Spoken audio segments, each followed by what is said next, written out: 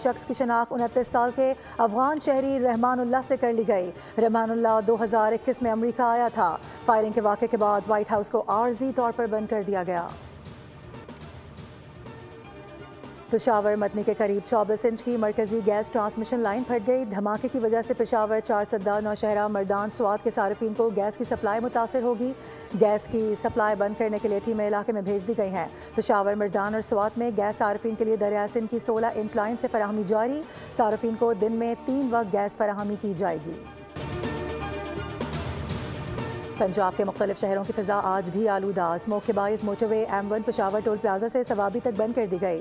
Motorway police के मुताबिक शदीद धुंध और हद निगाह इंतहाई कम है। मोटरवे बंद करने का मकसद हादसात से बचाव और मोटरवे इस्तेमाल करने वालों की जान और माल की हिफाजत है।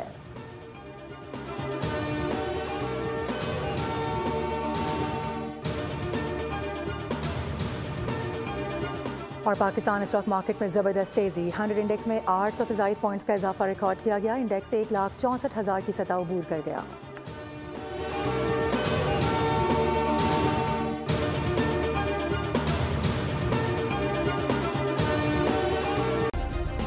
सब्सक्राइब करें और बेल दबाएं ताकि कोई खबर रह न जाए।